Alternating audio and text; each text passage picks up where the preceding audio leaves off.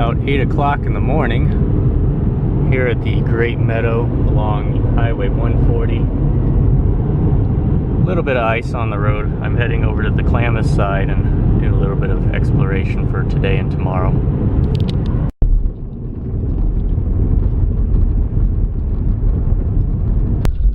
So here we are at Clear Lake National Wildlife Refuge. The lake is just over this little dam of sorts. Most of the area, it appears that all the junipers have been cut down, and I'm not really sure what the reason for it is. But following right alongside a whole bunch of antelope. They're going about 20 miles per hour.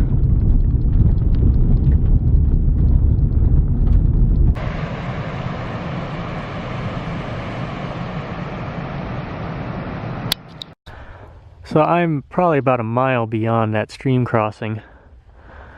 On one of my destinations, there's two random pioneer graves. I wouldn't call them pioneer, but they're definitely out in the middle of nowhere. And they're both in separate locations, but they're nearby. The road to get to this first one is way down there, but it's a four-wheel drive road, and it's probably very muddy. So I'm actually just going to park right here because I'm the closest distance to it. GPS says I'm only 1.1 miles as the crow flies. Only 0.2 of a mile away. There's some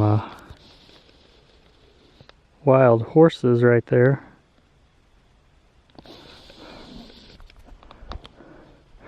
As you can see, there's the remains of a really old fence. This is where they would have stacked all the wooden posts, which are rotting away.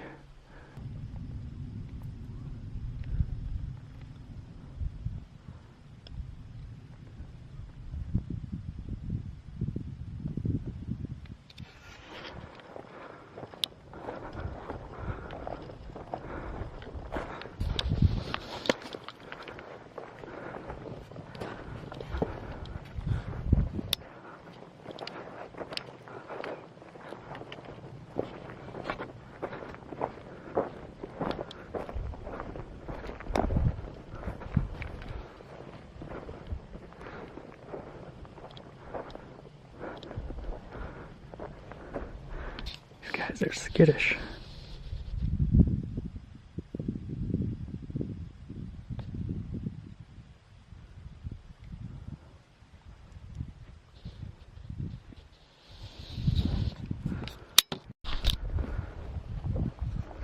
Well, I'm not seeing anything that looks like a grave whatsoever.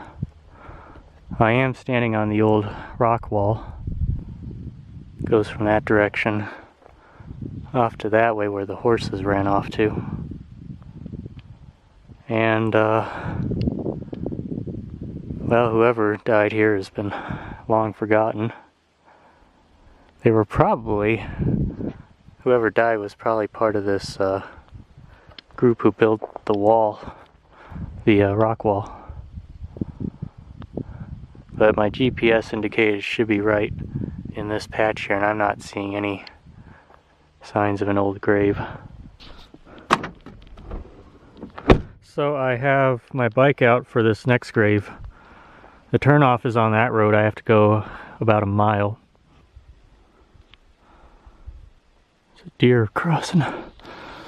I reached this gate here. It's open, but there's an old no trespassing sign.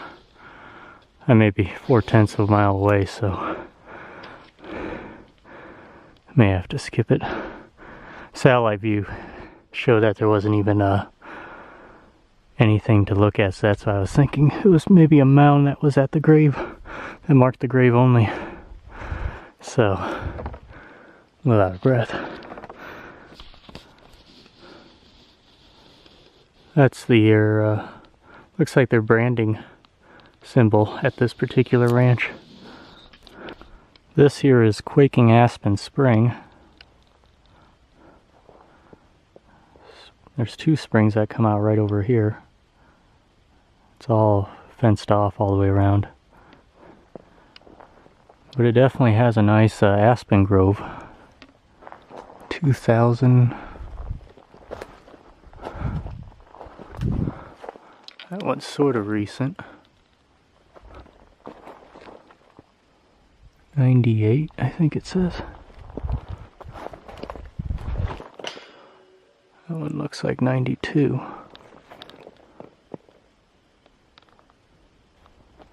And there's a couple other carvings even further in.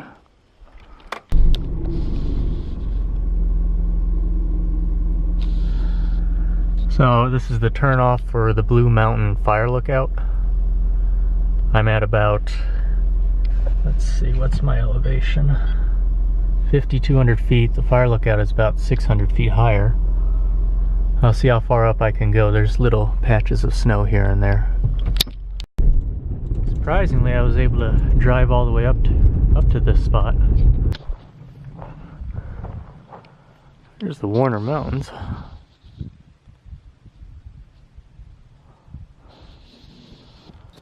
That might be more towards the Oregon side.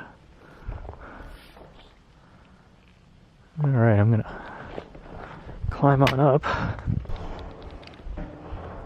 This battery and an antenna connects to that thing.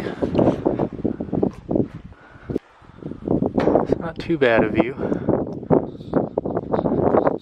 You can see where all the control burns have been. Started this morning. Clear Lake Reservoir is also visible right through there. You even see the tip of Mount McLaughlin. And of course, Mount Shasta.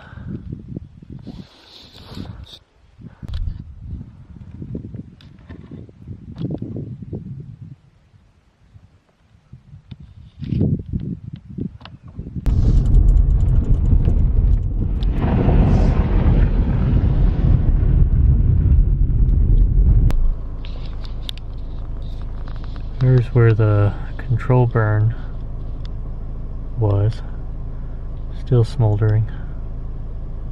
So I'm at a place called Hollenback Flat. Railroad goes right through here, and it just so happens there is a train that's coming.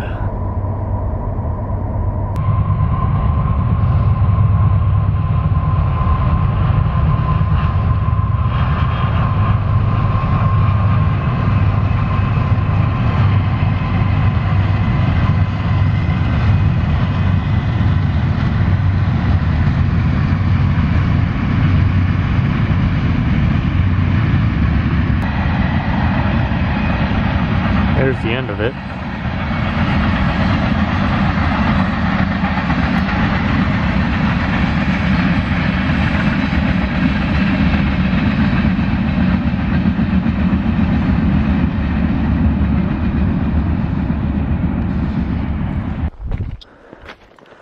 So here we are, top of the tracks.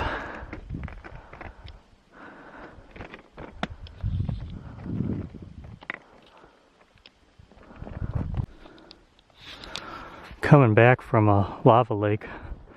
I kind of rushed myself getting to that one because it's now the alpenglow. But I'll have a photo here of the lake. Nice little circular pond in the middle of the lava flow.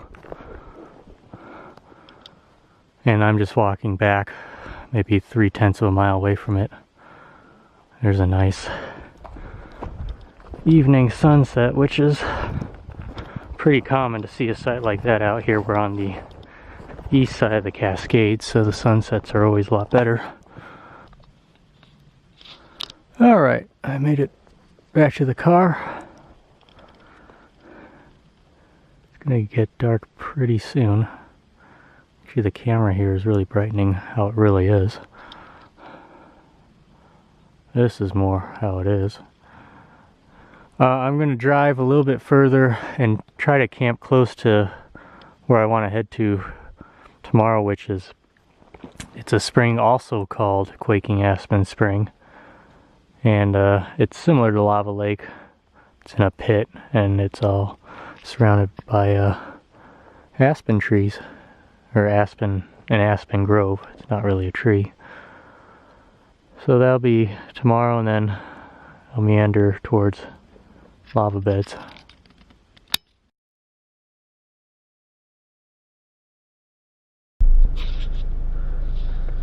Okay, so it's about 6:19, and this is where I'm going to camp for the night. I got my bike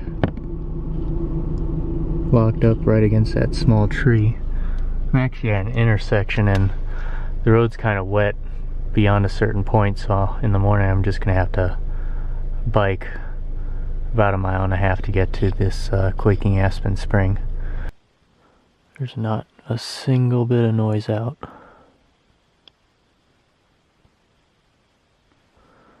This is probably the only part of California you can go to where you won't have to deal with any noise. Oh, there's Orion. Of course, that won't show up on the camera.